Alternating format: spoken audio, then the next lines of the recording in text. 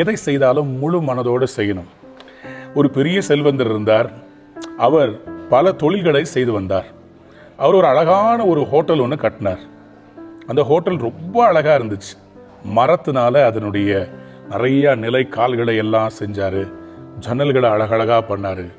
அறைகள் எல்லாம் அப்படியே ஃபுல்லாக இந்த கார்பெண்டரை வச்சு எவ்வளோ முடியுமோ அவ்வளோ வேலை வாங்கினார். அந்த ஹோட்டல் ரொம்ப பிரம்மாண்டமாக வந்துச்சு. ஓப்பனிங்லாம் முடிச்சிட்டாங்க. அந்த ஓனர் அந்த கார்பெண்டரை கூப்பிட்டு சொன்னார், ரொம்ப சந்தோஷம்ப்பா, இன்னொரு வேலை இருக்குது. அந்த கார்பெண்டருக்கு ரொம்ப கடுப்பாயிருச்சு. அவர் சொன்னார், என்ன சார் நீங்கள் வேலை கொடுத்துக்கிட்டே இருக்கிறீங்களே, எனக்கு ரெஸ்ட் வேணும், நான் எங்கேயாவது போகணும். அவர் சொன்னாரா, எனக்கு இந்த வேலையை மட்டும் செஞ்சு முடிச்சிட்ட அப்புறமா ரெஸ்ட் எடுக்க போப்பா. எப்படியோ ஒரு மாதிரி இவர் சரி ஓகேன்னு சொல்லிட்டு வேலையை ஆரம்பித்தார். ஓனர் சொல்லிட்டாரு, நீ என்னென்னலாம் நீ பார்த்து இதுக்கு பண்ணுறியோ நீ அதை பண்ணிவிடு, அதுக்கான காசு நான் கொடுத்துட்றேன்னு சொல்லிட்டார். இந்த கார்பெண்டருக்கு ஒரே கடுப்பு. இவர் இப்படி தான் செஞ்சுக்கிட்டே இருக்கிறார். சரி எதையாவது வச்சு டக்கு டக்குன்னு பண்ணிடுவோம்னு சொல்லிட்டு மார்க்கெட்டில் எது சீப்பாக கிடைக்குதோ அதை எல்லாத்தையும் எடுத்து வச்சு கடன்னு சொல்லிட்டு அவர் கொடுத்த அந்த டைமென்ஷனில் அந்த வீடெல்லாம் கட்டி முடிச்சுட்டு சாவியை ஓனர்கிட்ட கொடுக்க வராரு. ஓனர் அந்த சாவியை வாங்கிட்டு சொன்னார், நீ எனக்கு அது பிரம்மாண்டமான ஹோட்டலில் அவ்வளோ அருமையாக வேலை செஞ்சதுனால உனக்கு கிஃப்டாக இந்த வீட்டை கொடுக்கறதுக்கு தான்ப்பா உன்னை கட்ட வச்சேன், இந்தா பிடிச்சிக்கோன்னு.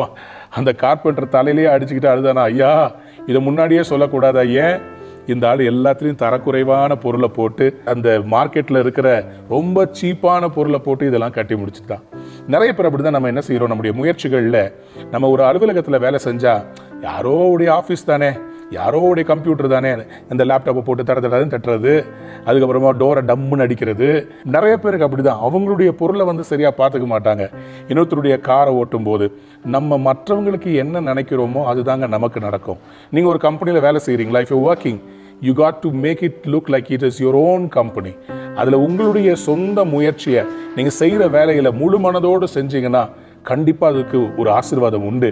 பிரசங்கியின் புஸ்தகத்தில் 9ஆம் அதிகாரம் 10ஆம் வசனம் சொல்கிறது, செய்யும்படி உன் கைக்கு நேரிடுகிறது எதுவோ அதை உன் பலத்தோடே செய்.